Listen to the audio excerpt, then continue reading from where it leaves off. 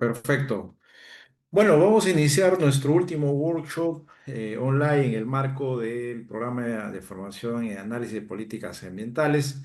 Hoy tenemos a Oscar Sumar, un amigo, un invitado de lujo, un gran profesional en el análisis de la regulación, del impacto de la regulación. Ha hecho varios libros muy interesantes. Uno de ellos, El impacto de la regulación, su libro lo hemos utilizado también para varias de las clases que hemos tenido nosotros. Y entonces, para nosotros es una gran oportunidad tenerlo acá a Oscar. Voy a pasar a presentarlo para que lo conozcan un poco más y ya luego dejar a Oscar que nos pueda compartir sus conocimientos. Bueno, Oscar Sumar Albújar es abogado por la Pontificia Universidad Católica del Perú. Es máster en Derecho y doctor en Derecho por la Universidad de California, Berkeley, ¿no? Actualmente es vicerrector académico de Ciencias Sociales y Empresariales de la Universidad Científica del Sur. Gracias, Oscar, por darnos tu tiempo y bienvenido. Nosotros encantados de tenerte acá y escuchar tus conocimientos, enviar conocimientos contigo. Genial. Bueno, muchas gracias, Edwin, por la invitación. Eso es un honor estar acá también compartiendo un tiempo con ustedes y gracias por el interés en esos temas, ¿no? Ahí, disculpen, tuve un retraso de un par de minutos por un tema con mi computadora, pero eh, bueno, ya estamos acá. La, Hoy día quisiera hacer, como es una sola sesión y no hay mucho tiempo, quisiera hacer un resumen lo más conciso posible de lo que yo creo que es lo más importante en teoría de la regulación y la voy a intentar aplicar sobre todo con los ejemplos al tema ambiental, ¿no? Como comentó Edwin hace un segundo, yo trabajo en temas regulatorios y uno de mis libros tiene que ver con análisis de impacto regulatorio. Además, suelo escribir tanto artículos de opinión como investigaciones publicadas en revistas especializadas. Escribo sobre temas regulatorios, ¿no? Pues yo no, tampoco en los artículos ya puntualmente o en los análisis que hago, también a veces me lo han pedido entidades privadas o públicas, no entro tanto a la teoría, sino que de frente voy a aplicarlo a un ejemplo, ¿no? Pero en este caso sí creo que vale la pena de repente entender un poco el contexto y el trasfondo del análisis regulatorio, ¿no? Esto yo no lo hago explícito cada vez que analizo una norma, pero sí está un poco en la filosofía y en el trasfondo, ¿no? Cada de repente empezaría diciendo que mi posición se basa a su vez una escuela, una posición que es opuesta al análisis de impacto regulatorio como se suele hacer en el sector público. Digamos, la corriente, el ámbito del que yo parto tiene que ver con la teoría económica de la regulación, ¿no? Que de hecho tiene la palabra teoría, pero en verdad es súper práctico, ¿no? Es más teoría práctica de la regulación económica de repente. Y tiene, digamos, su cuna, el lugar donde más se ha cultivado este tema, donde más se ha desarrollado, es en la escuela de Chicago. Chicago, que como ustedes conocen, al menos era en una época un bastión de la defensa económica del libre mercado, ¿no? Económica, política, con personas como Milton Friedman, o sea, leyendas, más que personas como Milton Friedman, Ronald Coase, Gary Becker, y probablemente mi preferido y el del que más he tomado ideas, digamos, de todos estos, de todas estas figuras del análisis económico, creo que sin duda es George Stigler, ¿no? Que tiene ese trabajo seminal en temas regulatorios que es eh, uh, econ The Theory of Economic Regulation, que es probablemente, para mí, es el principal trabajo en regulación económica que se ha escrito. De hecho, Stigler, bueno, como varios de los otros que he mencionado, ganó un premio Nobel por esos trabajos. Dame solamente un segundo.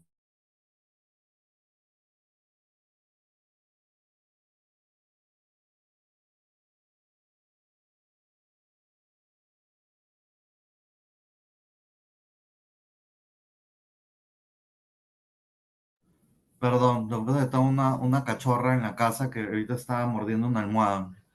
Em, ya bueno, le estaba comentando sobre George Stiller, pero también obviamente los otros, todos tienen influencia muy grande en esta corriente, que es la de teoría de la regulación. Pero claro, no solo ellos, o no solo esta escuela, sino también hay la escuela de Virginia, con Gordon Tullock, con James Buchanan, y también, bueno, algunos profesores de otras universidades diversas, ¿no? Diría probablemente el principal de todos ellos es Kip Viscusi, Kip como K-I-P, Viscusi, que era profesor de Revolución Económica en Harvard, luego en Vanderbilt ahora.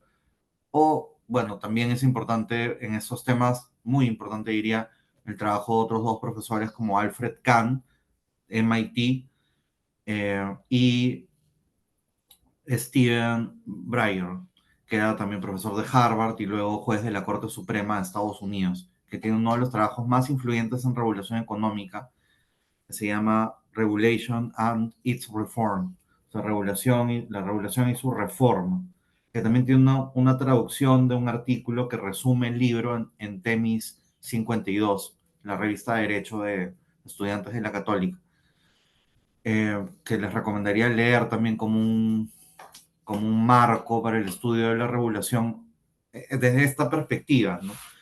O sea, empecé diciendo que hay dos perspectivas opuestas, entonces hasta ahora les he contado un poco de los antecedentes de Escuela de Chicago y profesores que son de alguna manera similares a la Escuela de Chicago o claramente influenciados por esa escuela como Viscusi o Kahn o Breyer hasta cierto punto. Y luego tienen otra que no es una escuela académica, sino más bien es como un subproducto de la burocracia, diría. Aunque, claro, tiene un nacimiento más o menos académico, ¿no? En el movimiento liberal, de repente un poco más activista, de profesores como Bruce Yandon, por ejemplo, que fueron asesores económicos en la era Reagan, y ellos intentaron aplicar las ideas de la teoría económica de la regulación, las intentaron volver un proceso, o sea, las volver parte del proceso burocrático, del proceso político, del proceso regulatorio. Y ahí nació el análisis de impacto regulatorio en la era Reagan, o sea, de la época de Reagan como presidente de Estados Unidos. Eh, y luego ese análisis de impacto regulatorio, que era de alguna manera muy ligado a la escuela de Chicago y al liberalismo económico, se, o sea, como que lo hubiera atrapado la burocracia y lo hubiera convertido en otra cosa. O sea, de hecho, deformó lo que era originalmente la teoría económica de la regulación. Entonces la convirtió en un proceso burocrático, en realidad. Entonces, hoy en día, el análisis de impacto regulatorio es parte del proceso regulatorio y la teoría económica de la regulación más bien es parte de la crítica de la regulación o es la crítica de la regulación. Entonces, de hecho, el impacto regulatorio burocratizado, digamos, no lo considero una alternativa para mitigar el crecimiento desmesurado del Estado regulatorio, sino que lo considero parte del Estado regulatorio, ¿no? Y ahí, bueno, de repente ya avanzo un siguiente punto, que es qué es el Estado regulatorio, ¿no? El Estado regulatorio es cuando países en desarrollo, sobre todo ex Unión Soviética y Latinoamérica y África, en parte Asia, luego de la caída del muro de Berlín, eh, hay un cambio de paradigma, ¿no? Entonces, en teoría, o sea, no completamente, pero por lo menos en parte,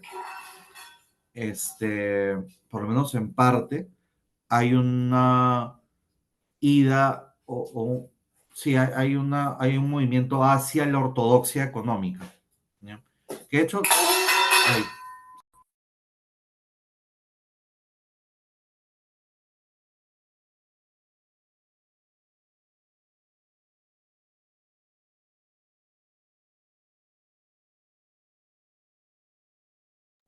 ya, perdón, eh, ¿qué le estaba diciendo? Ah, ya, entonces, en Perú sobre todo sería relativamente fácil de entender que... ¿Dónde está? No. Ah, sí, apagué el micro porque está ruido en mi casa. ¿Qué le está diciendo? Ah, ya, el estado regulatorio es fácil de entender en un país como Perú porque, de hecho, bueno, en varios países ocurrió algo similar, ¿no? Lo que teníamos era bastante presencia del Estado, ¿no? Si hay personas acá de 40 años o más, de hecho, recuerdan la época en la que, por ejemplo, la compañía estatal, perdón, la compañía telefónica era estatal. Entonces, necesitábamos tramitar durante meses para... Un segundo.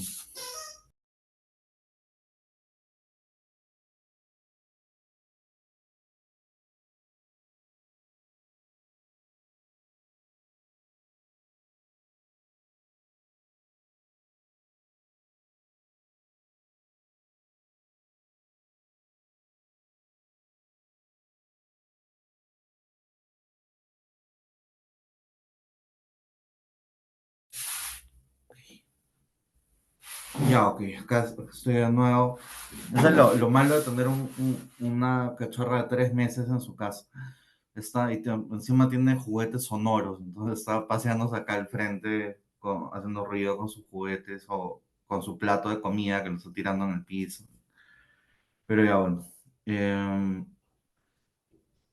le estaba diciendo, tienen un estado, perdón, un país donde la mayoría de empresas son públicas, donde, por ejemplo, la telefonía es pública, donde hay un solo carro que venden porque los demás no se permite su comercialización. Eh, en general, tienen mucha presencia del Estado, ¿no es cierto?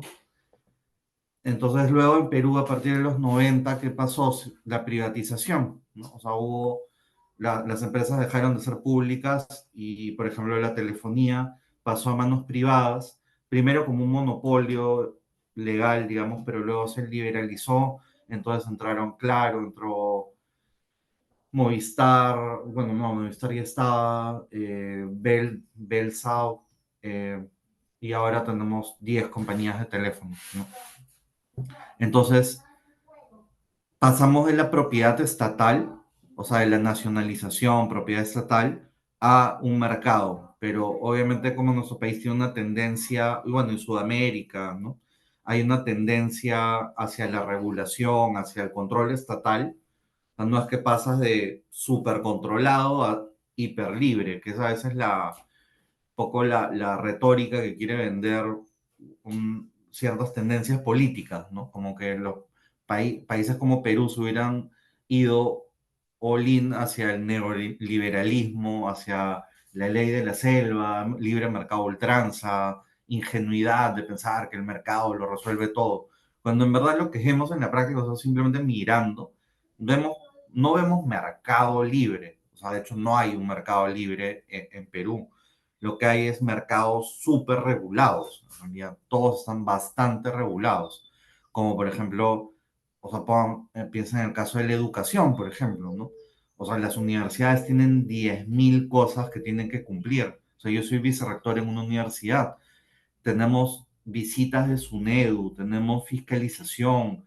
Varias de las cosas que hacemos, en realidad, uno tiene 10 alternativas posibles y nosotros como administradores de la universidad, o sea, de hecho yo soy una de las personas que gerencia la universidad junto al gerente general y a otros gerentes, que, bueno, en el caso de los gerentes académicos, digamos, nos llamamos vicerrectores, eh, tenemos que tomar decisiones y muchas de esas decisiones las tomamos en función a qué cosa va a aprobar o no va a aprobar el regulador, cuando muchas veces podríamos tomar mejores decisiones si luego no tuviésemos un funcionario público diciéndonos, no, la norma dice que tendrías que haber hecho esto. O sea, por ponerles un detalle nomás. Bueno, de repente uso otro que no es tan detalle, que de hecho sí tiene un impacto súper grande, ¿no? Yo creo que podríamos contratar, por ejemplo, algunos profesores que no tienen máster, pero que son súper buenos y no lo podemos hacer, porque la norma dice que para que alguien sea profesor en Perú en una universidad tiene que tener un máster.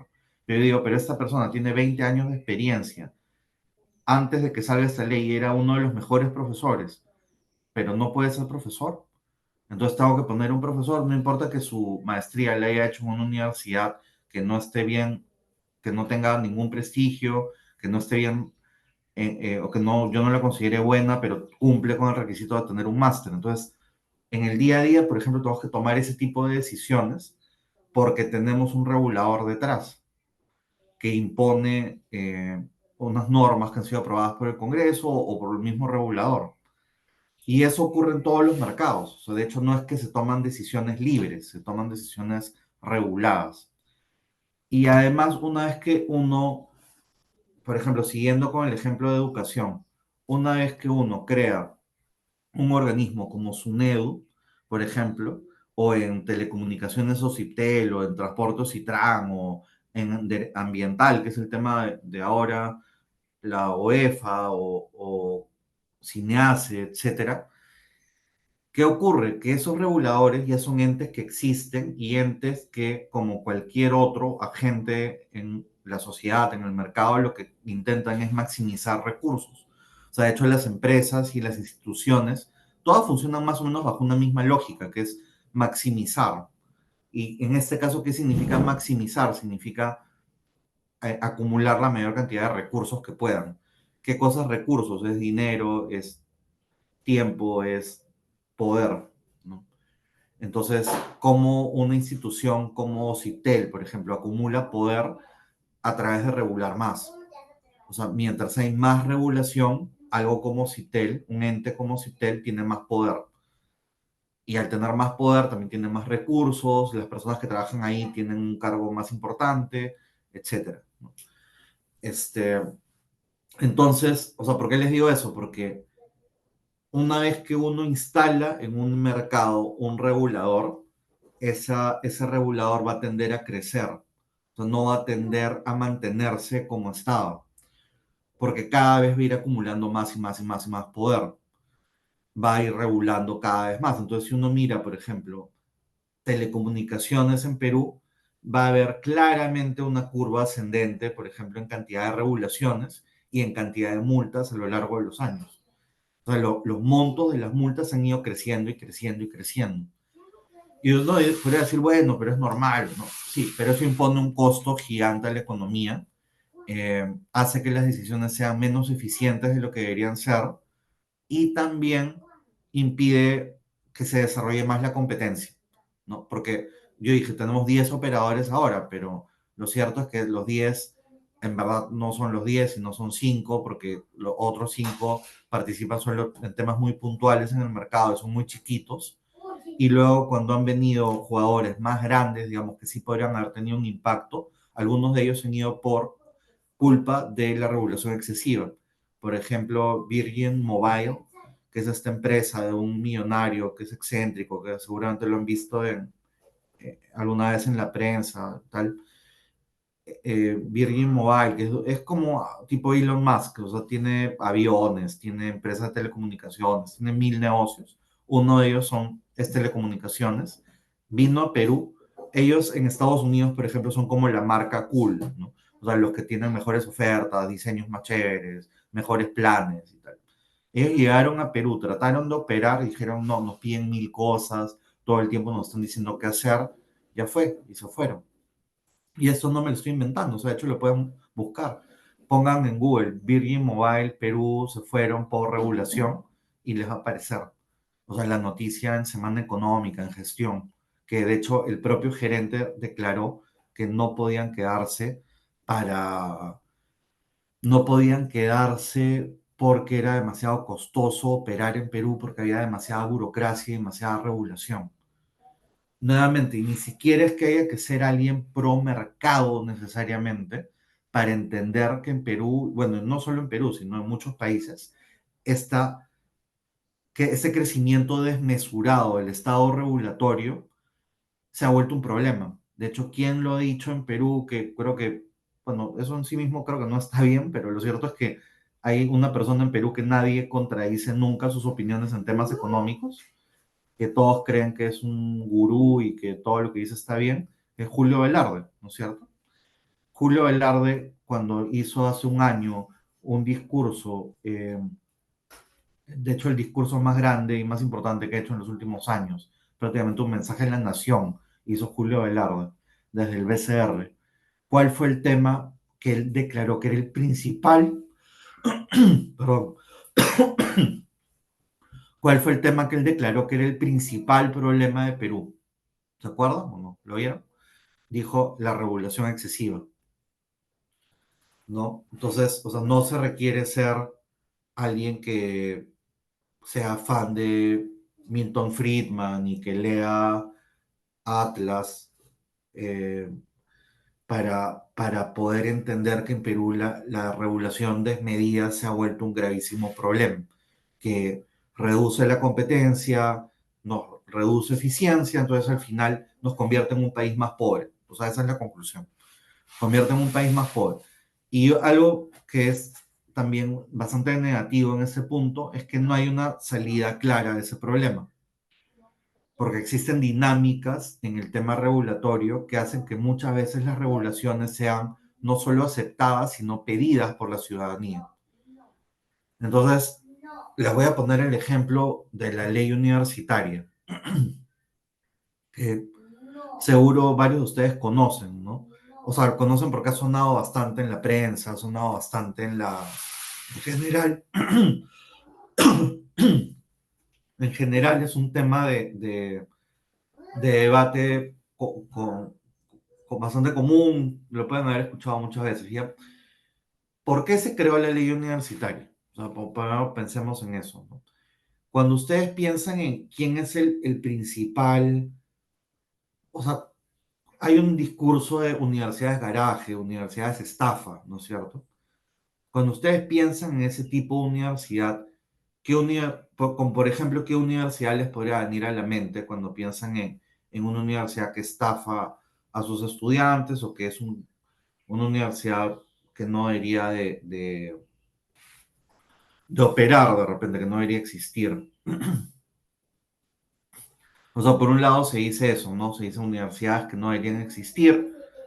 De repente, si quieren no lo digan, igual, o sea, no quiero señalar tampoco a nadie, de repente lo voy a decir sin nombres para no ofender a nadie, pero por un lado se habla de ese tipo de universidades que de repente ustedes las tienen en mente, por más que no las digan, y por otro lado también se habla de un exceso de estudiantes, ¿no? Hay de universidades, no, perdón, más que de estudiantes, un exceso de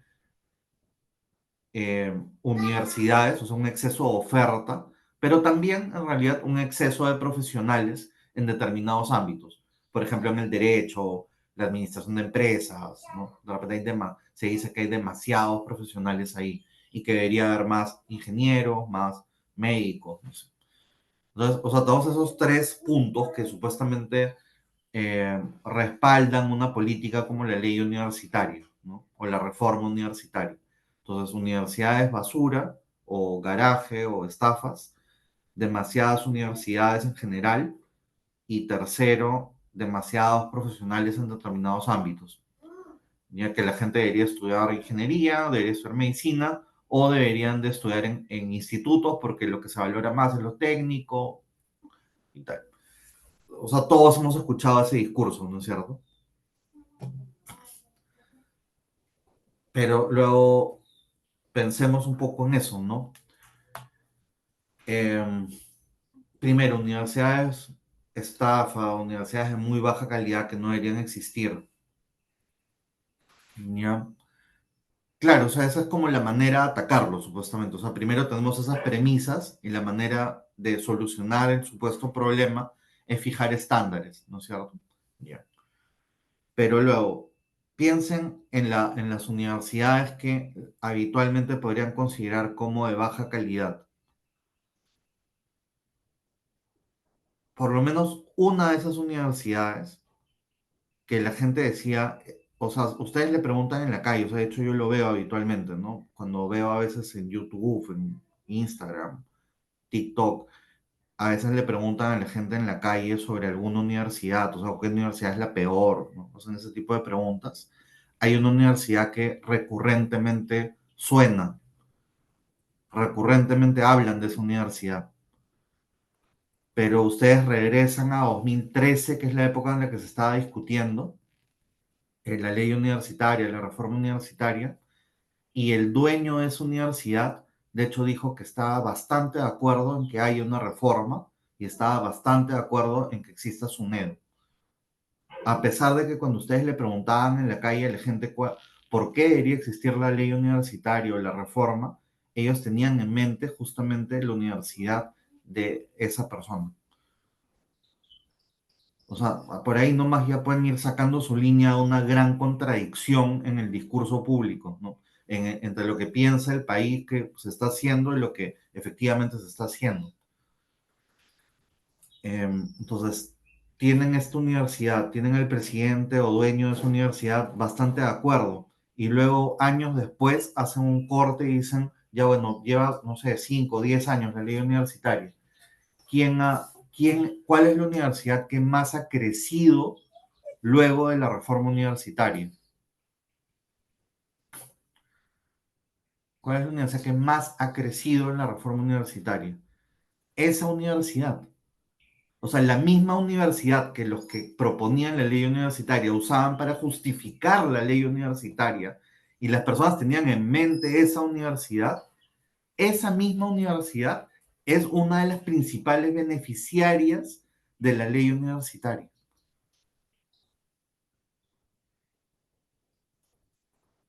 O sea, de hecho, ya si no se ve ahí una contradicción en la política, ya es imposible que la veamos, en verdad.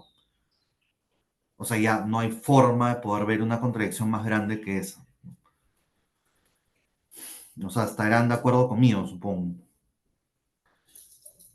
Luego, demasiada oferta. Ese es el segundo argumento. ¿Qué teníamos en Perú? Teníamos 100 universidades privadas, más o menos, y 50 universidades públicas. 50% del mercado igual estaba controlado por el Estado. Perdón, no 50%, pero 50 universidades estaban controladas por el Estado en ese punto. ¿De acuerdo? ¿Qué pasa luego de la ley universitaria o de la reforma universitaria, esta primera etapa de la reforma universitaria? Ustedes saben, de esas 100 universidades privadas, ¿cuántas universidades existieron después del licenciamiento?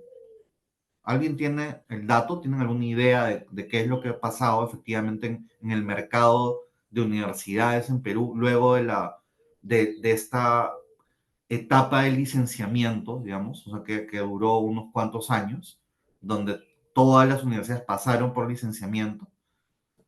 Claro, cerraron varias universidades, pero ¿cuántas universidades más o menos?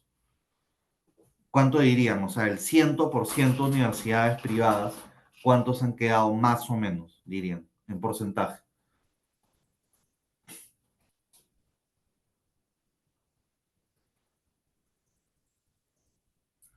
No se atreven a adivinar un número. O sea, en verdad no es un examen, o sea, pueden decir cualquier número. 40%. Bueno, 40% está más cerca. ¿Ya? 50%. O sea, de hecho pasamos de 100 universidades a 50 universidades, más o menos. ¿Ya? 50% de reducción de la oferta privada. De hecho, o sea, este segundo punto también explica el primer punto, ¿no? O sea, ¿por qué crecen universidades? Algunas universidades han sido las principales beneficiarias y varias de ellas dirían, o sea, no creo que nadie diría que son las de más calidad. Entonces, lo que ha pasado, o sea, digo, reducción de las instituciones, no me refiero a la cantidad de gente estudiando, sino reducción de instituciones privadas que ofrecían servicios. Entonces, eran 100 instituciones y ahora son más o menos 50. ¿Ya? Y de hecho el sector público más bien ha crecido, o sea, eran 50, ahora son cerca de 100 universidades, porque han creado más universidades. ¿Ya? Entonces, claro, al sacar, ¿y quiénes creen que están dentro de ese 50%? O sea, ¿qué cosa creen que sea la que más fácilmente explica el 50% de universidades privadas que ha dejado de existir? O sea, ¿creen que si yo digo, por ejemplo, la mejor explicación es que son las que tienen peor calidad, sería correcto? ¿O hay otra característica de esas universidades que explica mejor por qué esas justamente dejaron de existir? Bueno, esto es más difícil que respondan de repente, ¿ya? Porque yo lo he visto a partir de una investigación que ustedes no tendrán por qué saber, pero no tiene que ver con la calidad, porque hay universidades bien parecidas a las existentes que han cerrado. O sea, no es, o sea, yo no diría que la explicación más fácil es decir por calidad, en realidad, sino por año de creación. O sea, las universidades más nuevas son las que han desaparecido. O sea, el, ha desaparecido algo así como el cerca del 90% de las universidades creadas a partir del 2010, más o menos. No me acuerdo exactamente el año, pero 2000 algo. Esas son las universidades que han desaparecido. Entonces, o sea, hay dos explicaciones posibles. Una es año de creación, es una mejor explicación, y la otra es eh, financiera, o sea, qué universidades tienen más plata versus qué universidades tienen menos plata, menos recursos a disposición. No, de hecho desaparecieron porque las cerraron, o sea, fue el regulador y les dijo tienes que cerrar porque no pasaste el licenciamiento. Pero ustedes luego miran una universidad nueva, digamos, que no pasó el licenciamiento, y miran una universidad antigua que sí pasó el licenciamiento y son básicamente iguales, o sea, no hay una gran diferencia entre las dos. No hay una gran diferencia. O sea, de hecho pueden coger casos que son casi equivalentes. No estoy diciendo que todas, estoy diciendo que, o sea, la mayoría de las universidades que no pasó eran universidades nuevas. Y además que casi ninguna nueva pasó. O sea, las dos cosas al mismo tiempo. No, de hecho, siguen habiendo universidades con fines de lucro. Eso no se ha eliminado. Pero de hecho, yo no diría que la mayoría, que el principal foco ha sido reducir el lucro, porque de hecho las universidades que más han crecido, más bien, son universidades con fines de lucro. Entonces, o sea, por eso es importante mirar la data, es importante mirar la información, porque uno puede basarse en la retórica de los que están impulsando las reformas, por ejemplo, criticando el lucro, criticando la calidad, pero luego yo creo que es mejor mirar lo que efectivamente pasa. Lo que efectivamente ha pasado en Perú es que la reforma ha afectado casi solo al sector privado, no al sector público, en el sentido en que no han cerrado universidades públicas, más bien han crecido el número de universidades públicas. Han cerrado, sí, bastantes universidades con fines de lucro, pero al mismo tiempo también las que más han crecido son con fines de lucro. ¿Y qué universidades han cerrado más? Las universidades más nuevas. Y han cerrado casi todas las universidades nuevas. Entonces, como imagínense en cualquier mercado donde yo tengo jugadores que llevan décadas ahí y luego entran varios nuevos a ofrecer sus productos seguramente como más pequeños, o sea, versus un restaurante, entra alguien con su carrito sanguchero y lo pone al costado y tal, o locales más pequeños, ¿no? Y luego de una reforma resulta que todos los que no cumplen con los parámetros son los nuevos que han entrado. Entonces, ahí ya es un tema de interpretación, pero para mí es más o menos sencillo interpretar que lo que se ha hecho en la ley universitaria y la reforma universitaria es una reducción de la competencia, en realidad. O sea, el foco ha sido reducir la competencia. Y el otro indicador, digamos, que yo tengo para pensar que la reforma universitaria es una forma de reducir la competencia y por lo cual este dueño de la universidad, que fue una de las que más creció, estaba a favor de la ley universitaria. De hecho, hay tres que son los que más han crecido. Uno no tiene mucha participación política, es un grupo extranjero y que no se mete nada en política en Perú. El otro es un grupo empresarial que es recontra metido en política y están recontra a favor, no solo a favor, sino que fueron los que propiciaron la reforma universitaria y son los que más han crecido y tienen una de las universidades más masivas de Perú. Y el otro es este personaje que seguramente ya todos tienen en mente, que también estaba a favor de la ley universitaria y también la apoyó en el Congreso. Y estas dos, o sea, de tres, dos apoyaron muchísimo la ley universitaria y fueron dos de las tres que más han crecido luego de la reforma universitaria.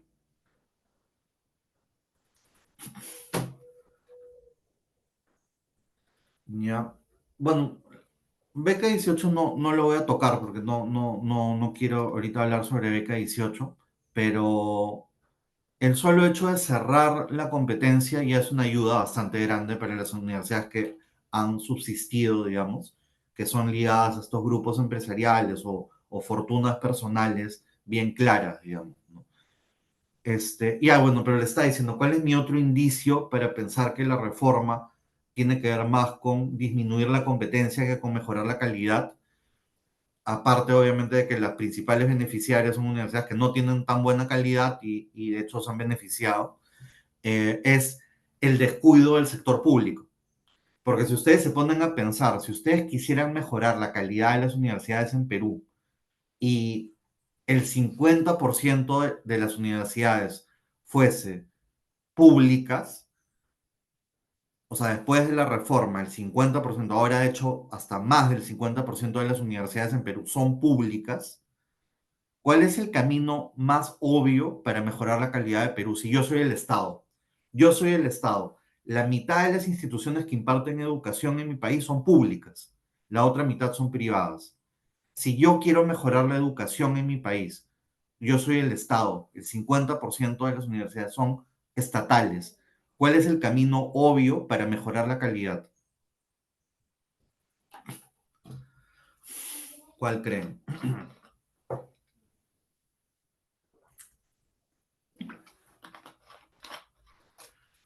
El camino obvio es potenciar las universidades estatales, las que están en mi control.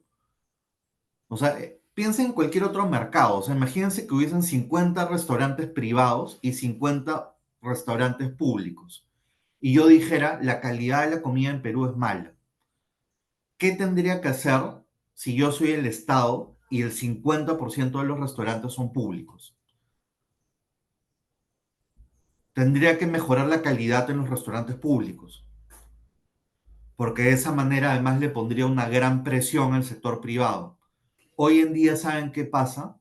Que el sector público ofrece educación gratuita y aún así muchas personas prefieren la educación privada, que les cuesta. O sea, ¿qué dice eso sobre la calidad de la educación pública? Entonces, y ustedes miren el presupuesto de universidades públicas, no ha crecido, creen que ha crecido el presupuesto de las universidades públicas a partir de la reforma universitaria. No ha crecido ni un pelo, no ha crecido el presupuesto de universidades públicas y tampoco hay una intervención en las universidades públicas para que mejoren. Tienen algunas buenas universidades, San Marcos, la UNI, por ahí un par más, pero las demás, por eso, pero es contradictorio, o sea, porque ¿para qué haces una reforma? O sea, donde supuestamente el fin es mejorar la calidad y no reformas tu propia casa, donde tienes el 50% de la oferta. No tiene, o sea, no hay una explicación lógica de eso. O sea, entonces, mi conclusión, que no tiene que ser la suya, pero es mi conclusión, es que el interés nunca fue mejorar la calidad. El interés siempre fue privilegiar a un grupo de universidades privadas y aplicar una dinámica que se llama Butler San Baptist. Acá se las voy a poner.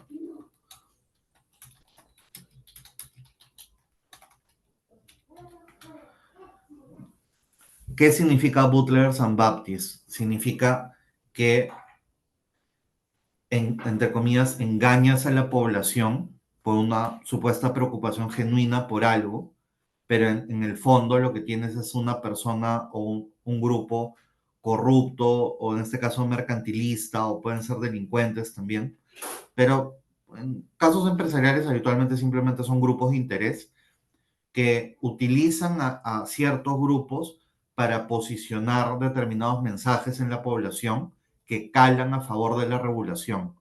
pero estas personas en el fondo no tienen ningún interés en mejorar la sociedad, lo que quieren es ganar más plata simplemente. ¿Y por qué se llama Butlers and Baptist? Porque, o sea, ¿qué pasa cuando prohíbes la venta de alcohol los domingos? ¿Qué creen que ocurre cuando uno prohíbe la venta de alcohol los domingos?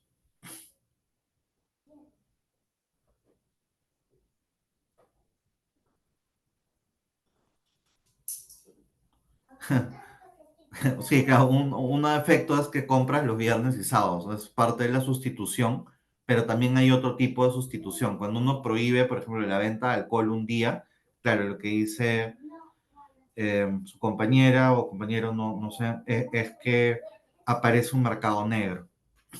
Entonces, ¿a quién le interesa que haya una prohibición de venta de alcohol? A los contrabandistas. Pero ¿a quién más le interesa que haya una propuesta, una medida de prohibición de venta de alcohol los domingos? O sea, le interesa a los contrabandistas porque va a ser su mejor día de la semana. Pero ¿a quién más le interesa? A un grupo religioso que no quiere que se venda los domingos. Por eso la dinámica que les comento se llama bootleggers, que son los contrabandistas de alcohol, o sea, así se llama bootlegger, y Baptist, que obviamente es un grupo religioso. Entonces, esta dinámica se construye a partir de un caso real, que es la prohibición de venta de alcohol en un estado en Estados Unidos, donde quiénes eran los que hacían lobby en el Congreso para que prohibieran la venta de alcohol. ¿Quiénes hacían el lobby? Los Baptists. Pero ¿quiénes se beneficiaban? Los butlers. Entonces, ¿qué creen que hacían los butlers? Financiaban el grupo religioso. Lo financiaban y lo ayudaban a conseguir su propósito. Por eso, o sea, en una dinámica, por ejemplo, como universidades o tabaco, por ejemplo, o comida, etiquetado de comida, o incluso en temas ambientales también, yo puedo tener, por ejemplo, un grupo que se favorece, por ejemplo, porque prohíban la venta de o prohíban los autos a gasolina. ¿Yo qué soy? Soy alguien que vende carros eléctricos, pero yo no voy a salir a decir prohíban la gasolina porque sería demasiado obvio, ¿no? Entonces, ¿qué hago? Yo fundo y financio grupos ambientalistas que le digan a todo el mundo que la gasolina es mala y que la electricidad es buena. Luego, igual, ¿cómo construyes o cómo alimentas un motor o una fábrica de carros de electricidad con mucho más gasolina? Pero eso ya es otra historia, ¿no? O sea, ya logré el propósito de prohibir o incentivar la opción de autos eléctricos y lo hice a través de grupos ambientalistas, ¿no es cierto? Sí, de hecho me refería a ese ejemplo, Martín. Eh, y pasa lo mismo con casi cualquier regulación, ¿no? O sea, van a tener grupos beneficiarios atrás que van a hacer un lobby para movilizar a grupos, ¿no? Incluyendo académicos, economistas, eh, que también van a proponer muchas veces, este, van a proponer también explicaciones económicas de por qué debería existir la regulación. O sea, por una parte está el discurso que la mayoría de gente va a entender y por otro lado está la explicación para intentar convencer a otros especialistas y para decir que tienen un sustento teórico aunque la gente no lo entienda, ¿ya? O sea, de regreso de repente al ejemplo de la ley universitaria o la reforma universitaria. Hay dos discursos, o sea, de hecho son bien distintos. Está el discurso para, para el pueblo, por decirlo de alguna manera, y está el discurso técnico, que no entiende la mayoría de personas, ¿no? El discurso para el pueblo, ya lo dije, ¿no? Es universidades garaje, exceso de oferta, malos, mala calidad de profesionales, profesionales haciendo taxi, universidades que funcionan en un chifa, en un garaje, universidad que tiene una fachada de mentira, etcétera. Todo eso es efectista en realidad. Pues no nos dice nada realmente sobre el mercado, ¿no? No es un argumento técnico, evidentemente, pero es el argumento que va a convencer a todo el mundo. Pues, o sea, el momento que tú le muestras una foto a alguien de una fachada de mentira o una universidad funcionando en un garaje, evidentemente todo el mundo va a estar de acuerdo en la reforma universitaria. O le muestras una estadística medio sacada de la nada de unos profesionales que no tienen trabajo o de sueldos que no están aumentando lo suficiente. Un ratito, por favor.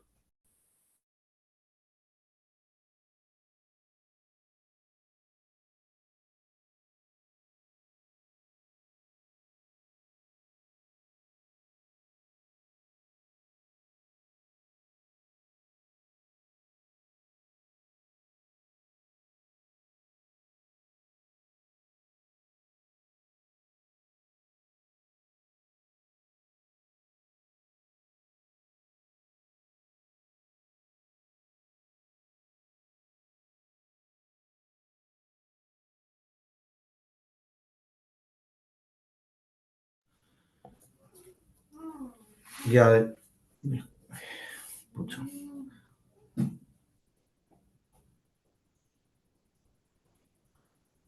eh, ya bueno. Pasa es que la cachorra que tengo acá ha sido justo una parte del jardín donde tengo trampas para ratas. Pero ya bueno. Ahorita ya la veo. O sea, nos quedan como unos 10 minutos, ¿no es cierto, Edwin? ¿Qué le estaba diciendo? Ya perdí el hilo de lo que le estaba comentando sobre las universidades. Ah, ya. El argumento para la población versus el argumento económico. El argumento para la población es mostrarles fotos, mostrarles algunos ejemplos y tal. Pero eso es súper relativo en realidad. O sea, yo sé que son argumentos efectistas y justo como son efectistas son muy difíciles de contradecir.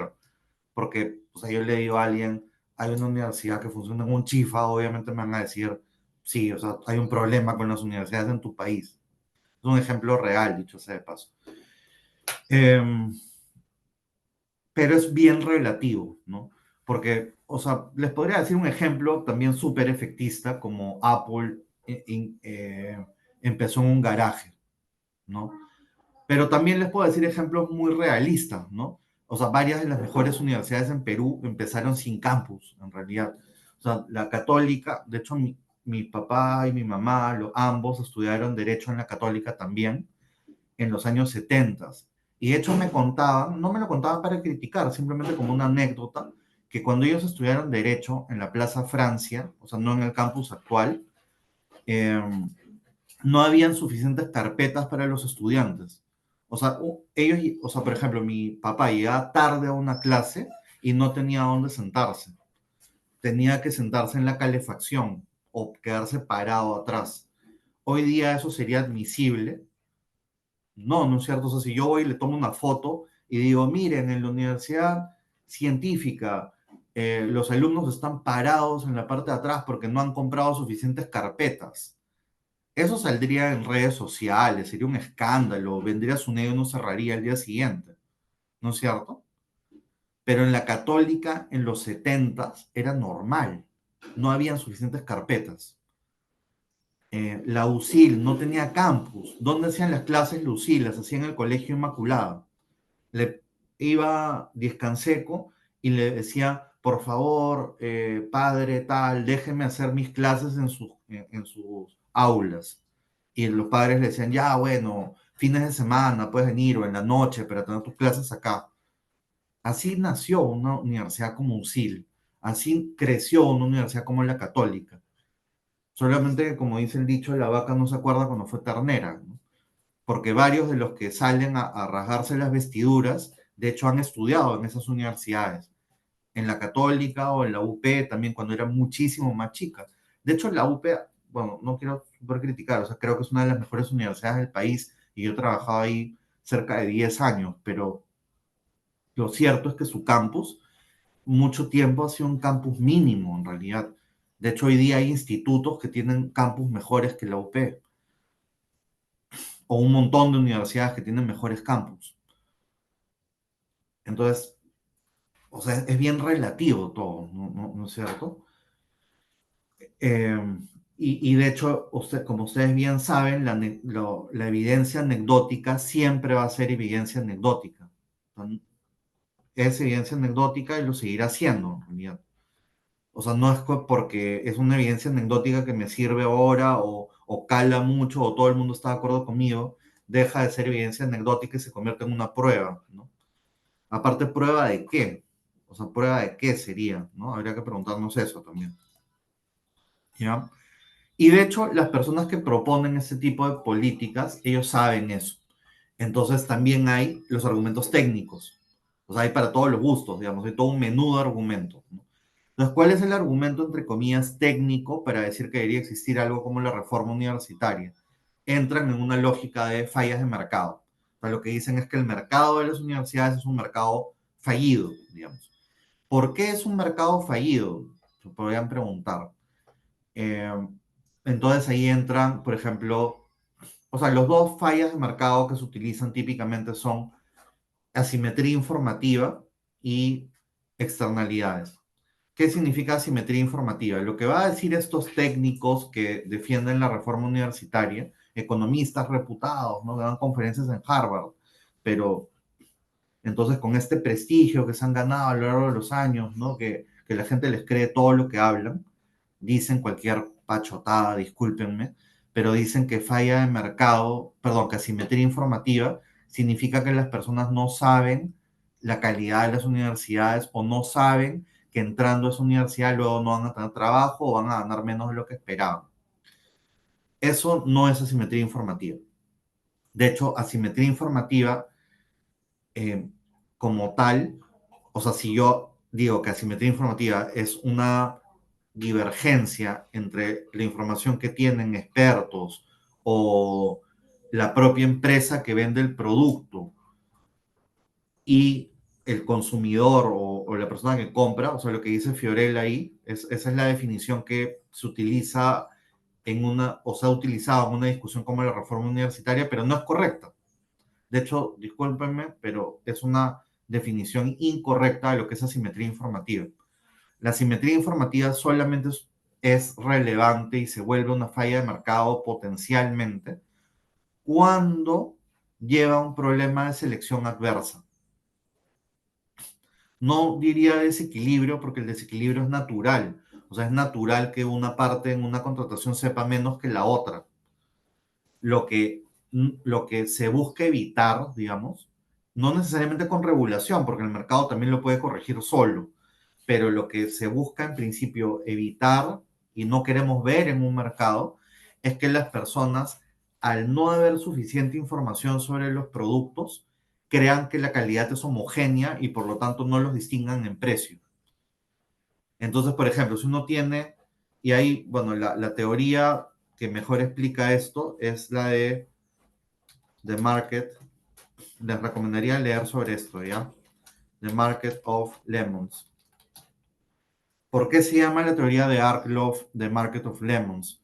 Porque utiliza el ejemplo de los limones y las cerezas, o cherries and lemons, en el mercado americano. ¿Qué significa lemon? Significa auto usado de baja calidad. ¿Y qué significa cherry? Significa auto usado de buena calidad.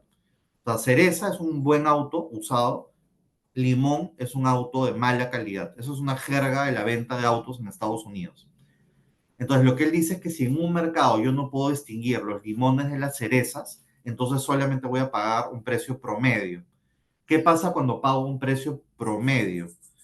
Que los que venden cerezas no van a estar dispuestos a vender en ese mercado.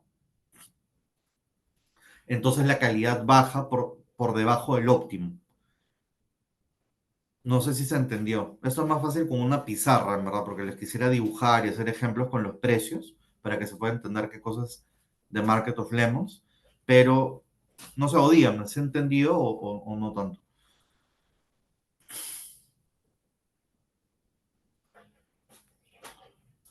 O sea, es como que yo les diga,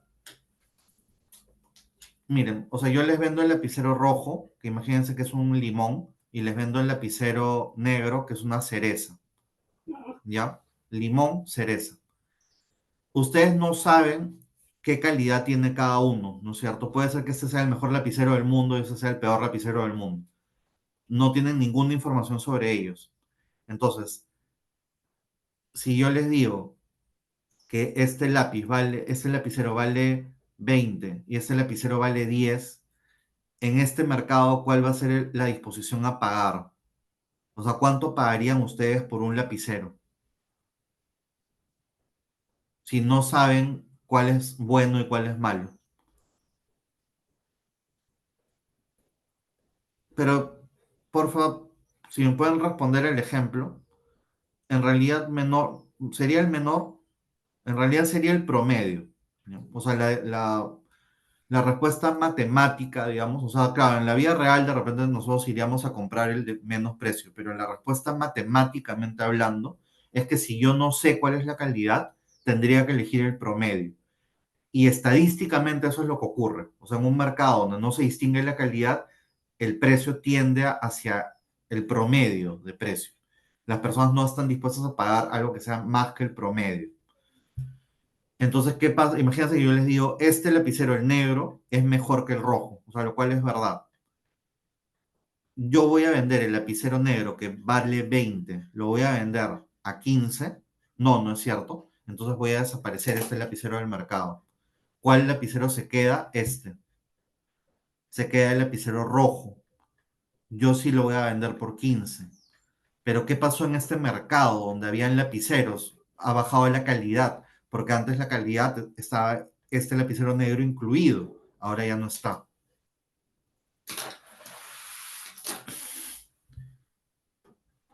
Pasa algo parecido a lo que acabo de decir en las universidades en Perú. O sea, las personas ven la católica y ven la universidad X y dicen, no sé cuál es mejor. Es como el ejemplo del profesor que me está enseñando dos lapiceros que no tengo idea de ellos. No tengo cómo distinguir. ¿Ocurre eso? O las personas ven a la Católica, a la Pacífico, a la Cayetano, etcétera, y dicen, esas universidades son claramente, o en la científica, son claramente las mejores de Perú, y estas son claramente medianas, estas son claramente las que están al final de la lista. Más o menos, más o menos. ¿Pensarían que eso ocurre o pensarían que las personas dicen, no tengo idea de cómo distinguir entre una universidad tal y una universidad cual? No, pues no. O sea, no ocurre eso en el mercado peruano. Por eso hay una gran diferenciación de precios. Gran diferenciación de precios. O sea, en Perú no hay nada parecido a un precio promedio de universidades. Hay universidades que cobran 6 veces más que otras.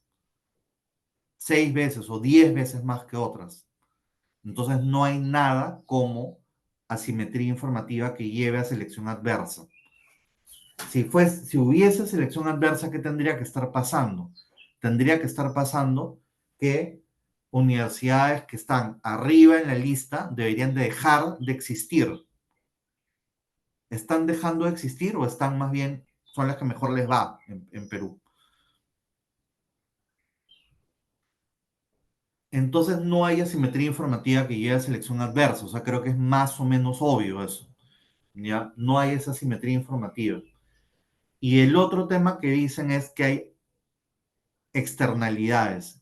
Externalidad sería, por ejemplo, que el mercado universitario impacta en la población peruana sin que sean partícipes de los contratos entre estudiantes y universidades. En este caso estoy usando el concepto de externalidad positiva o bienes públicos o free riders. El otro concepto de externalidad es externalidad negativa o contaminación o accidentes, ¿no? Que es el que más se usa en temas ambientales en realidad. Pero en el ejemplo de las universidades estamos hablando más de externalidades positivas, pero no se engañen, externalidad positiva o negativa de todas maneras está mal, o sea, de todas maneras es una falla de mercado. O sea, no porque tenga el nombre positivo quiere decir que sea algo bueno. Sigue siendo una falla de mercado. O sea, los free riders o los bienes públicos son una falla de mercado. ¿Ya? Que de hecho pueden llevar a la contaminación, también algunos ejemplos, o a la depredación excesiva, digamos. ¿Ya?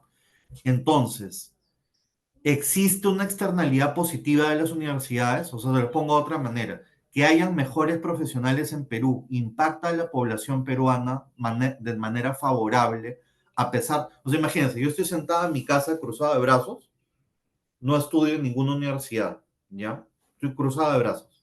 No estudio, no me formo, no hago nada. Pero la mayoría de población en Perú estudia muy bien, son muy buenos estudiantes, estudian en universidades estupendas, etcétera. ¿Eso me beneficia a mí que estoy sentado en mi silla o es indiferente? Sí me beneficia porque en general voy a vivir en un país más avanzado. O sea, si los profesionales de mi país son más avanzados, o sea, tengo mejores ingenieros, tengo mejores abogados, tengo mejores médicos, tengo mejores nutricionistas, el país se va a volver más rico, el país va a inventar cosas, la sociedad en general va a ser más desarrollada. Estamos todos de acuerdo con eso, ¿no? Entonces yo estoy recibiendo una externalidad positiva, sin duda. Esa externalidad es una falla de mercado, ni fregando. Ni fregando. ¿Por qué? Porque todas las empresas, todas las actividades humanas generan externalidades. Todas. En todas las actividades humanas hay asimetría informativa. Pero así como el concepto de asimetría informativa no puede ser tomado a la ligera, como, si hay un desequilibrio de información, o sea, si un chico de 16 años sabe menos que de las universidades que Oscar de 42, que tiene un doctorado y es vicerrector de una universidad, entonces hay asimetría informativa. Es absurdo pensar eso. No, es como pensar que yo tengo que saber lo mismo que el ingeniero que inventó el Mercedes para comprar un auto. Es absurdo. Asimetría hay cuando hay selección adversa. Solo cuando hay selección adversa. O sea, el mercado de los limones. De la misma manera, externalidad, no puedo decir que hay externalidad como falla de mercado cada vez que veo una externalidad en el mercado. Sería ridículo pensar eso. Porque si no, yo diría, también esta tienda me causa externalidades, esta telefonía me causa externalidades, todo me causa externalidades, pero ¿cuándo se vuelve relevante la externalidad? Esa es la pregunta, ¿no? ¿Cuándo una externalidad deja de ser relevante? Cuando afecta las decisiones de consumo. ¿Ustedes creen que alguien va a dejar de estudiar medicina en la mejor universidad que pueda porque crea que eso va a beneficiar al patita que está sentado en su sofá, que dentro de 10 años lo va a beneficiar porque va a poder acceder a un mejor médico? O sea, eso afecta la decisión de consumo de ese futuro médico o de esa universidad que le está vendiendo la carrera de medicina. Por supuesto que no. Entonces, si no afecta las decisiones de consumo, entonces no es una falla de mercado. Y otro argumento que creo que es avasallador en contra de esta idea, ¿no? Si hubiese realmente una externalidad positiva en el mercado de universidades, tendríamos un problema de poca oferta. Porque ¿cuál es la consecuencia de los free riders o de los bienes públicos? Que yo como universidad o yo como estudiante no voy a tener incentivos para ofrecer una carrera o para estudiar una carrera porque no quiero beneficiar a terceros. En este caso, ocurre un problema de muy poca oferta en el mercado peruano. ¿Acaso lo que están diciendo no es que hay demasiada oferta, más bien? Entonces es ridículo, es contradictorio y es absurdo decir que porque hay mucha oferta y lo quiero justificar, digo que hay externalidad positiva que más bien me debería llevar a un problema de demasiada poca oferta, ¿no? O sea, bueno, creo que con eso se entiende que en verdad estos dos argumentos técnicos de la reforma universitaria son absurdos y entonces el único argumento que subsiste es el argumento para el público, ¿no? Es les muestro una foto de un chifa, les muestro una universidad que tiene una fachada falsa.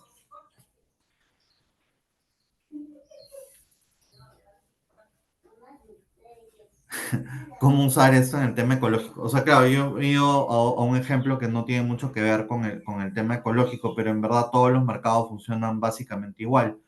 O sea, pueden, por ejemplo, utilizar lo que les acabo de decir para tratar de entender cuáles son las justificaciones para regular el ambiente, ¿no? O O sea, por ejemplo, yo les digo, voy a regular el plástico. ¿Por qué? Porque el plástico genera externalidades o porque hay asimetría informativa al no entender los efectos del consumo de determinado producto. Entonces yo lo que haría sería decir, ¿por qué esta externalidad supuesta en el uso del plástico o en el uso de determinada tecnología es relevante como para regularla, por ejemplo, ¿no? Y también podría decir, ¿realmente existe asimetría informativa? O sea, las personas no saben, por ejemplo, que el consumo de determinados productos podría potencialmente afectar el ambiente. Y ahí también en el tema ambiental entran otras consideraciones que, o sea, iguales a los de otros mercados, pero yo solo le estoy hablando de una parte, ¿no? También el tema, o sea, el siguiente tema es cuál es el remedio, ¿no? O sea, el remedio, por ejemplo, prohíbo el plástico, ya, muy bien, porque tenía una especie de justificación entre económica y retórica. Ya, ¿cuál es la alternativa? Papel. O sea, prohíbo las bolsas de plástico, ya, entonces voy a usar bolsas de papel. Estoy mejorando como país, estoy cuidando más el ambiente, o sea, porque uso papel, el papel utiliza menos o más agua para crearse, les podría preguntar, ¿no? Entonces, ahí entras en otro tipo de justificación, que es esta política es la menos dañina, ¿no? También pensaría en a quién estoy beneficiando, ¿no? ¿Quién es la persona que está detrás, que está promoviendo esa norma? O sea, la dinámica Butler-San Baptist, o el efecto California, o el efecto Bruselas, ¿no? Hay intereses que están detrás de las normas y hay mecanismos para obtener regulación a tu favor. Y bueno, yo creo que o sea, lo que les he comentado, sí me, o sea, sí me queda claro que algunos pueden pensar, el profesor no ha hablado, o Oscar no ha hablado nada del tema ambiental, pero en realidad lo que yo tengo en mente es que la teoría de la regulación es aplicable a cualquier ejemplo de regulación, no solamente a temas de educación o de telefonía o de autos que les he comentado, sino a todos los ejemplos. O sea, si yo mañana voy a prohibir, por ejemplo, la emisión de carbono, si mañana voy a prohibir el plástico, si mañana voy a incentivar el uso de papel o el uso de autos eléctricos o cualquier otra política ambiental que puedan pensar, aplican más o menos los mismos conceptos que les he comentado para el tema educativo. Uh-huh. Muy bien, muchas gracias, doctor Sumar, por la ponencia que nos ha brindado esta mañana. La verdad ha sido una exposición muy clara, de información sumamente relevante y de gran aporte para todos nosotros. Y bueno, a Gracias. continuación daremos pase a la ronda de preguntas. Además, recordarle a todos los participantes que pueden levantar la mano o escribir su consulta en el chat para intervenir de manera ordenada. Y si me permite, doctor, me gustaría iniciar con esta ronda con una pregunta. ¿Cuáles considera que son los principales riesgos de una sobreregulación en nuestro país? Eh, Gracias. O sea, creo que eso sí lo he comentado. La regulación lo que hace es reducir la competencia y quitarnos eficiencia, ¿no? O sea, el ejemplo que les puse de telecomunicaciones creo que es bastante claro, ¿no? En el caso de las universidades también, o sea, de hecho han disminuido las opciones. A partir de la reforma universitaria hay regiones del país que ya no tienen acceso a educación y han tenido que pasar a educación online, por ejemplo, cuando antes habían universidades en sus provincias. Eso de hecho es una pérdida para el país, ¿no? ¿Qué tan buena es la educación en un país, por ejemplo, se mide en términos de acceso y calidad? Entonces, si nosotros mantenemos la calidad igual, porque la reforma en realidad no ha mejorado la calidad de las universidades, y por otro lado disminuimos el acceso muchísimo, lo que estamos haciendo es empeorar en general la educación. En temas ambientales, también lo que genera es sobrecosto para las empresas, genera también pérdidas de eficiencia, y en general nos impone un costo como sociedad que no solamente en términos internos, sino también en términos globales es difícil de justificar, ¿no? Porque es como si nosotros nos pusiéramos una camisa de vara para progresar, luego miren como gráficos donde se ve, por ejemplo, la reducción de la contaminación en Europa o en Estados Unidos o en algunos países de Latinoamérica. Imagínense que nosotros pasamos, por ejemplo, de contaminar 100 a luego de toda esta reforma ambiental a contaminar 90, digamos. Pero luego miremos China, que pasaron de contaminar también 100, o de repente 100 los países desarrollados, digamos. O sea, Estados Unidos pasó de 100 a 90. China empezó, digamos, en 50, ahora contamina como 1 millón, ¿no? O sea, a partir de la implementación de los temas ambientales en Occidente, en Europa, Estados Unidos y parte de Latinoamérica, algunos países por ahí que son más occidentalizados, eh, hemos reducido la contaminación un poco, pero luego tienes países como China que lo han incrementado a niveles estratosféricos. Entonces, o sea, ¿cuál es el sentido de eso? Entonces también no, no, nos estamos quitando también productividad por medidas, estamos quitando competitividad por medidas que no se justifican ni internamente y tampoco en una escala global. Eh, alguien, los que habían levantado la mano, creo primero, Y, no sale tu nombre, discúlpame, y después Martín. Sí, buenas tardes, profesor. Em, una pregunta y un comentario a lo expuesto. Mi pregunta es, usted mencionó del tema del el primer ejemplo de Virgin Mobile, que salió por una sobrelegislación y eso Regulación. de alguna u otra manera perjudica la economía o el desarrollo del país, de alguna u otra Ajá. manera. Sin embargo, si tomamos esa postura, yo me pregunto, entonces tendríamos menos competencia telefónica. Vitel se adecuó a las normativas. Que otras empresas hayan visto que hay una sobrelegislación según ellas y se hayan ido es la decisión de ellas, pero eso no significa que nos estamos quedando sin competencia en el tema de las comunicaciones telefónicas. Tenemos empresas. El hecho que una empresa, una muy famosa empresa mundial se haya ido, no significa que está perjudicando o de alguna u otra manera la sobrelegislación peruana sea negativa. Y aparte, me gustaría también saber por qué Perú tiene una sobrelegislación, ¿no? O sea, debe haber una razón por la cual tenemos una Bueno, sobrelegislación, entre comillas, muy bien. sobrelegislación. Gracias por la pregunta. Creo que suficiente para darle espacio también a tus compañeros.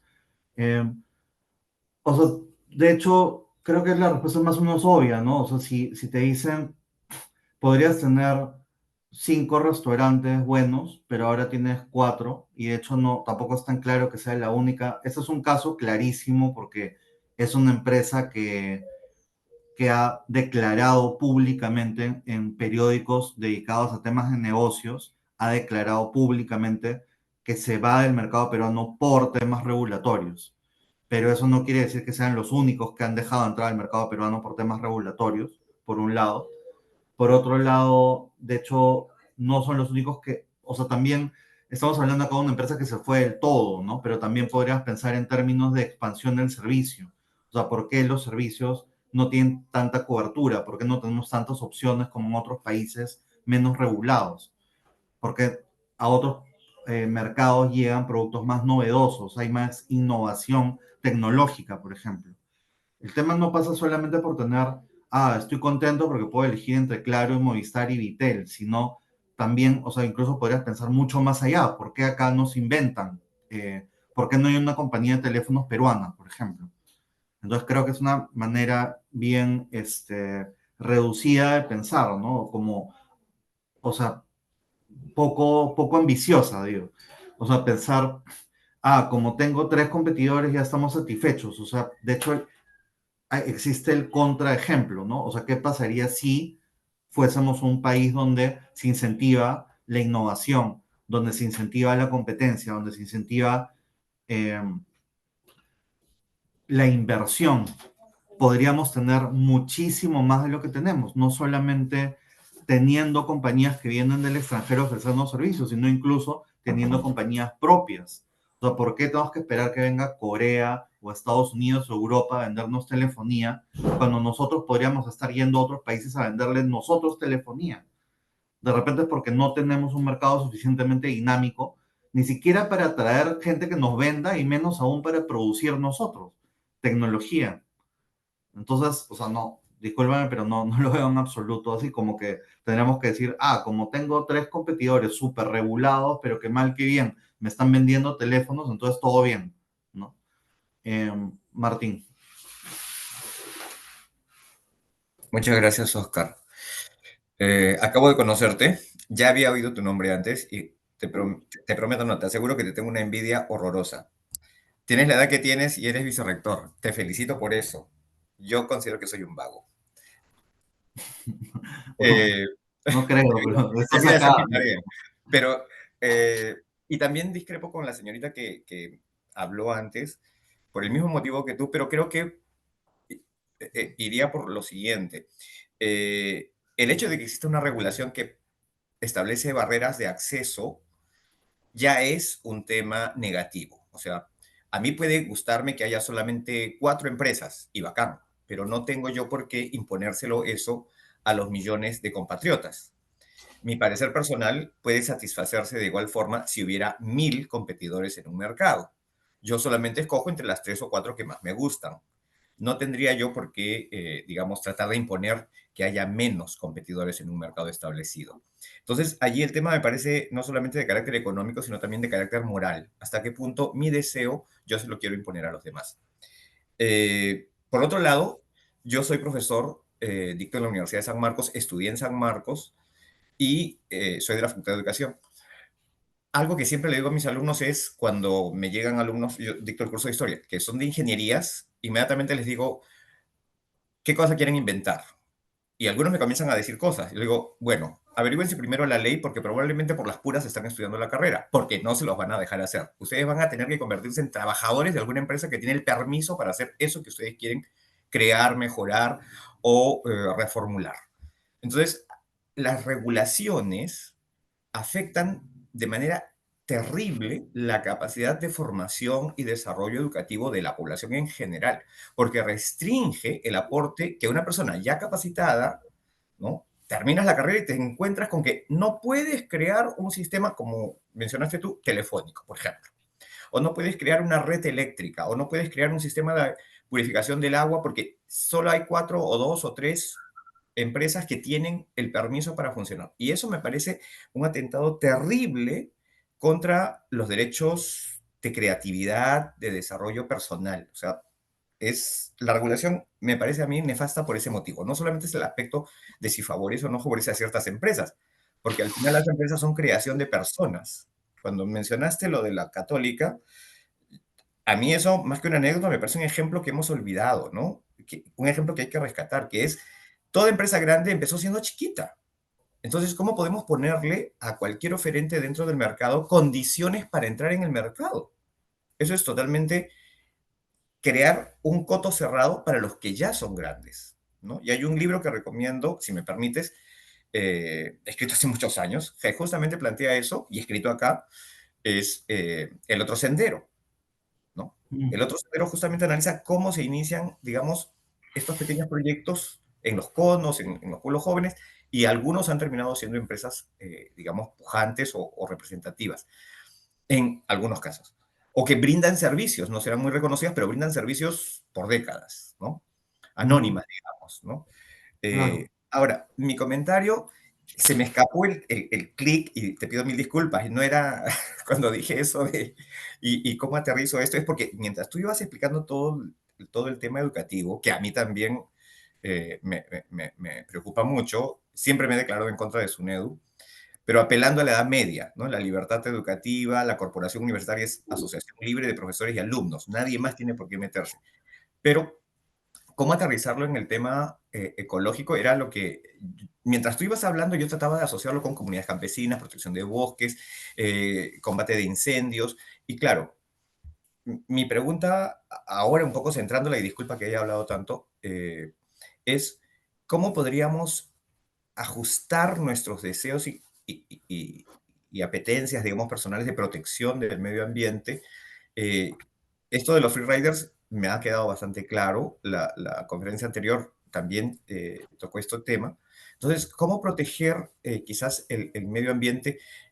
Quizás no solamente sea dando regulaciones, sino permitiendo proyectos empresariales, si se quiere, de las personas o de las comunidades ya existentes, porque las comunidades campesinas existen, las comunidades amazónicas existen, pero no se les da, creo yo, los medios, o nosotros no nos interesamos en trabajar a partir de ellos, ¿no? Opciones de protección propia, ¿no? De combate, por ejemplo, contra la minería ilegal, ¿no?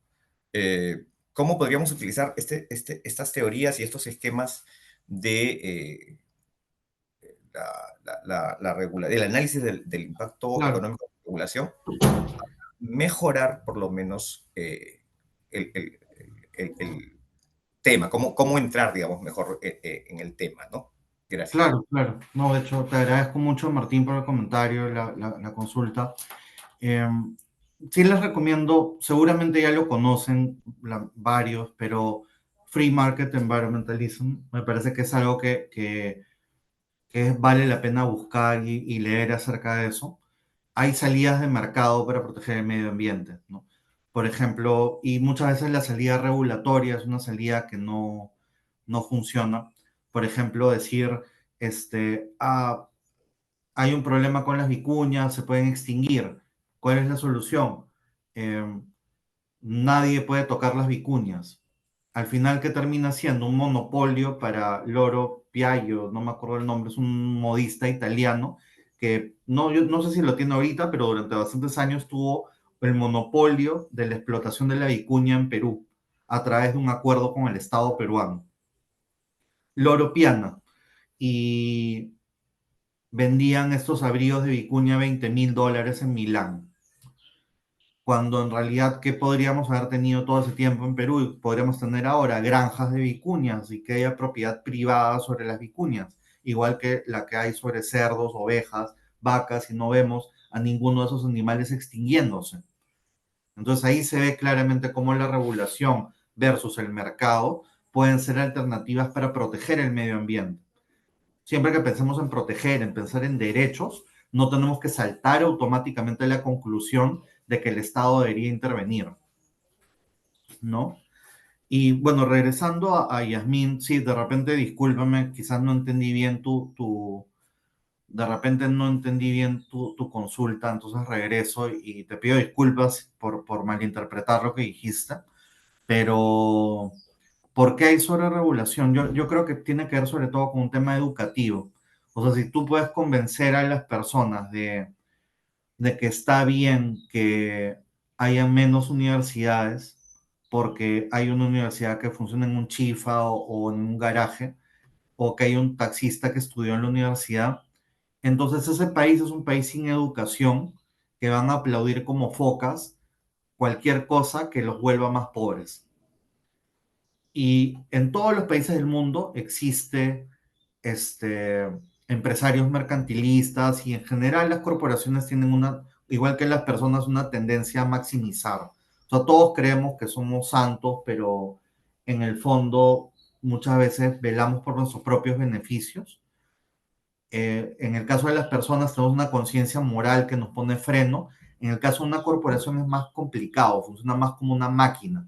Esa máquina se dedica a maximizar. Entonces, si tú le das un campo fértil para maximizar sus propios beneficios, lo va a hacer. Ese campo fértil puede ser muchas veces una población, un país que es ignorante y que acepta regulaciones que los empobrecen. Si hubiese más resistencia cultural, resistencia pública. Imagínense, o sea, imagínense un país, imagínense Perú, donde la mayoría de la población estuviera en contra de la reforma universitaria. Es exactamente lo inverso de lo que tenemos. Entonces el resultado es el que tenemos, ¿no? Y ese tema o sea, nuevamente yendo al tema de la preocupación por la educación versus el mercantilismo. ¿Ustedes conocen el caso del TEC de Monterrey en Perú? ¿Les suena ese caso o no lo conocen? ¿Conocen el caso del TEC de Monterrey o saben qué cosa es el TEC de Monterrey? El TEC de Monterrey es una de las 5 mejores universidades de Latinoamérica, es una de las mejores universidades del mundo, ¿ya? Es una universidad que tiene el nivel de cualquiera de las mejores universidades del mundo, es mexicana. El TEC de Monterrey trató de tener una sucursal en Perú, lo sacaron, lo votaron de Perú. De hecho, SUNEDU sacó un reglamento diciendo que no podía operar una universidad como el TEC de Monterrey, salvo que obtuviera el licenciamiento como cualquier universidad peruana. Estamos hablando de una de las mejores universidades del mundo. Entonces, a mí no me pueden contar el cuento de que esa reforma fue hecha para mejorar la calidad. De hecho, el TEC de Monterrey es mucho mejor que cualquier universidad que actualmente opere en Perú. De hecho, en el ranking está mucho mejor que cualquier otra universidad, ¿no? De hecho, en la científica estamos ahí presionando para alcanzarlos en algún punto. Estamos haciendo todos los esfuerzos y la preocupación por la calidad también le están haciendo la Pacífico, la Católica, la de Lima. Pero lo cierto es que el TEC de Monterrey está en un nivel de desarrollo que no está en ninguna universidad peruana. Y a esa universidad, Perú, a través de SUNEDU, le dijo: no puedes entrar al mercado peruano, ándate. Entonces, no me vendan el cuento de que esa reforma era para mejorar la calidad, ¿no? ¿Y por qué aceptamos eso como país? Porque es por ignorancia, en realidad, por ignorancia. No creo que no hay otra explicación. O sea, eso explica por qué somos tan receptivos a la regulación. Y luego, la dinámica de cómo te conviertes en un estado regulatorio tiene que ver con este tránsito entre ser una economía estatizada a ser una economía regulada. Eso no es privativo de Perú, de hecho ha ocurrido en muchísimos países alrededor del mundo. Casi todos los países occidentales u occidentalizados han pasado por el mismo proceso, porque bueno, salvo Estados Unidos, que más bien ha hecho el tránsito inverso, ¿no? Pero Europa, Latinoamérica, lo que ha pasado es de muy estatizado a menos estatizado pero regulado. Entonces, o sea, para que se entienda un poco el punto, de repente también los puedo estar ayudando un poco a la confusión. Yo creo que la situación actual es mejor que la situación anterior. O sea, la estatización, de hecho, era peor que la regulación. Pero la regulación, una vez que se crea, también tiene una tendencia a ir creciendo, creciendo, creciendo, y cada vez nos vamos acercando más a un escenario de estatización. Entonces también es un grave peligro que nos puede regresar al punto anterior. No sé si con eso queda un poco más claro. Yasmín, no sé si sigues ahí, pero bueno, espero que esta respuesta sí haya satisfecho tu curiosidad, tu inquietud.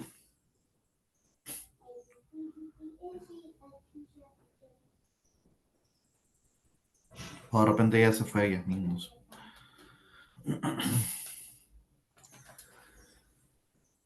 Ya, luego, creo, a ver, sobre el plástico, un error es considerar prohibir la venta solucionaría la contaminación, la que hacen prohibir la producción. Esto aplicaría a un error en la regulación.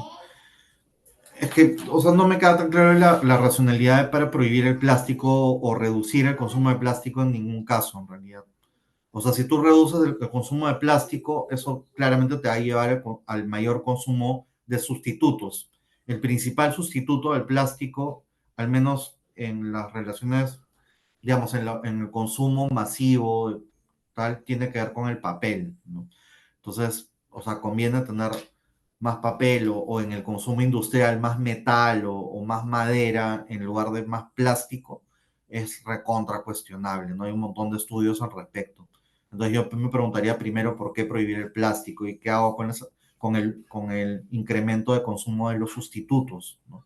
Esa sería mi principal duda ahí. Entonces creo que probablemente sí te lleva a un error regulatorio, que es no considerar los efectos de prohibir o reducir el consumo de algo, ¿no? Sí, bueno, creo que tenemos la última participación de Leila Hele Ah, ok. para poder culminar la ronda de Eh, preguntas. Doctor, buenas tardes. Tengo una duda, Sí. justamente hablando del plástico. ¿Por qué en Perú y Latinoamérica siempre se cree que las leyes ambientales o instituciones ambientales del Estado son buenas, ¿no? ¿Por qué no existe una visión más crítica? ¿Usted cree que las leyes o instituciones ambientales en Perú son buenas o están impactando negativamente en la libre empresa? Eh, Creo que, gracias por la pregunta, Leila. Creo que las leyes ambientales, de hecho, son bien vistas en general, porque creo que existe, por un lado, una preocupación genuina por el planeta que quizás todos compartimos. Todos queremos que el medio ambiente sea sano, todos queremos que se preserve la Amazonía, que se preserven los bosques, que se preserven partes del país que tienen un valor más allá de lo económico. Eh, También hay una justificación económica que es difícil de cuestionar, que es que la contaminación ambiental eh, es un problema que afecta simultáneamente a todos, entonces se vuelve como una especie de bien público que hay que tratar de una manera centralizada a través del Estado. Pero también existe, o sea, hasta ahí yo estoy de acuerdo, ¿no? Pero también existe propaganda, también existe fatalismo, ¿no? Y de hecho, esta retórica fatalista es una retórica que ha existido desde el origen del movimiento ambientalista. De hecho, hace poco escribí un artículo en Gestión, creo que fue, acerca de esto, ¿no? Que en el origen, les pediría que, o sea, si les interesa más el tema,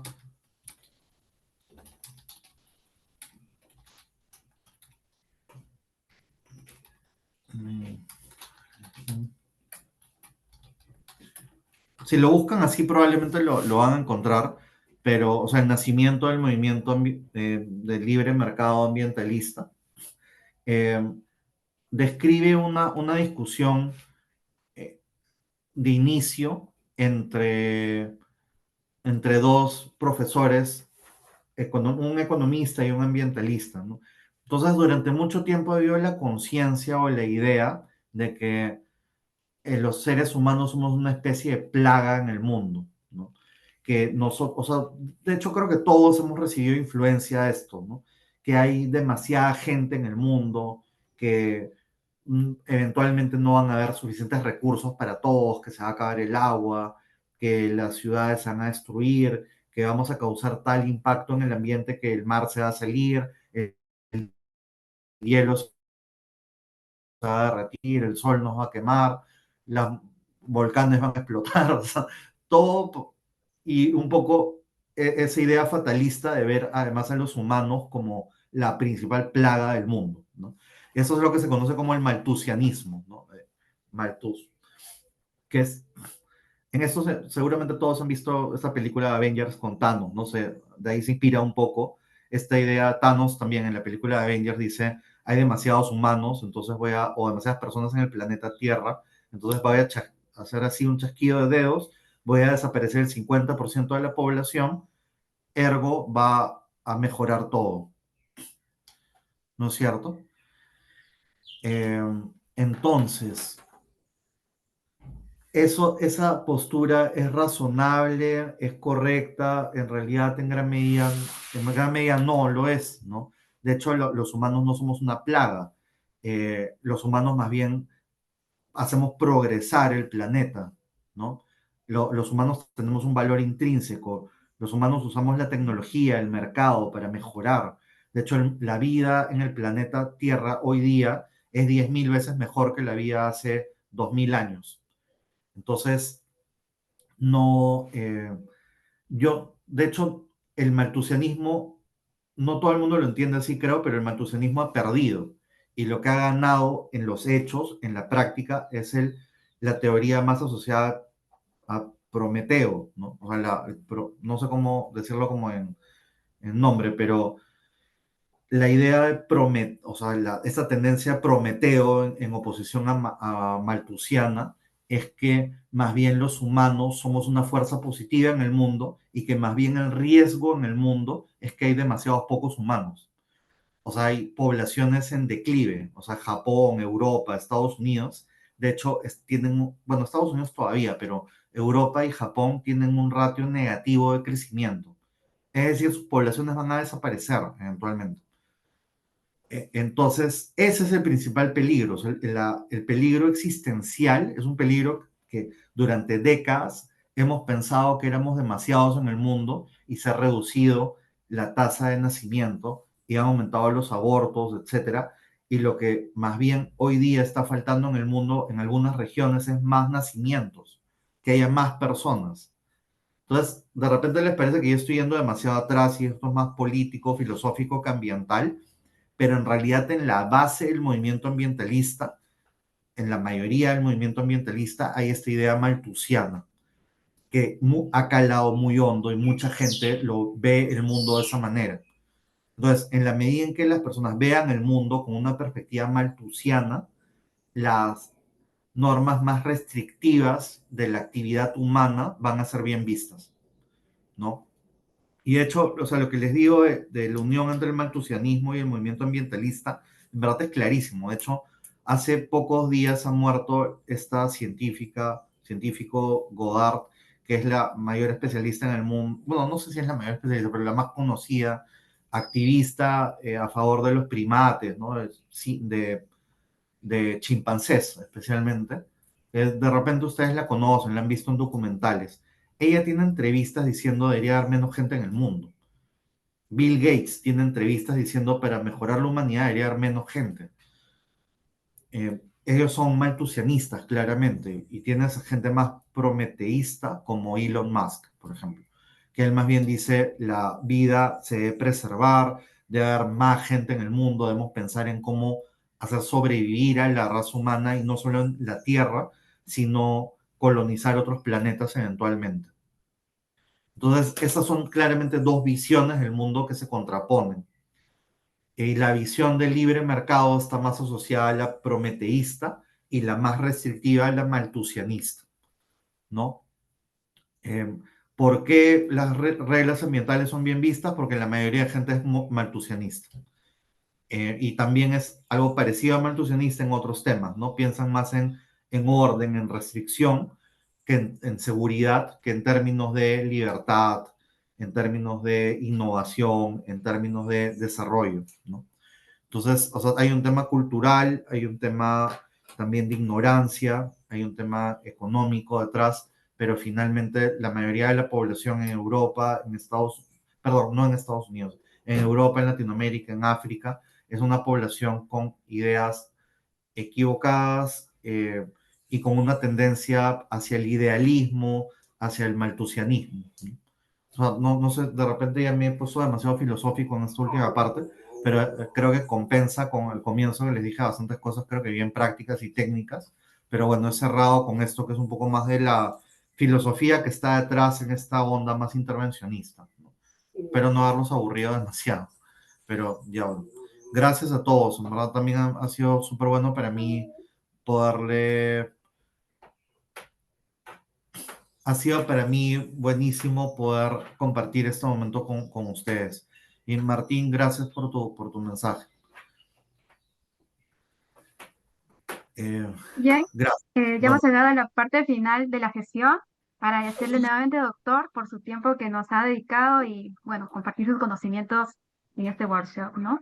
Asimismo, extendemos nuestro agradecimiento a todos los participantes por su atención y por la activa participación durante la sesión. Y de esta manera cerramos nuestro workshop. gracias. Sin añadir, damos por concluido nuestro encuentro de hoy. Muchas gracias a todos y que tengan un excelente día. Muchas gracias, doctor. Gracias. Hasta luego. Gracias, doctor. Hasta luego.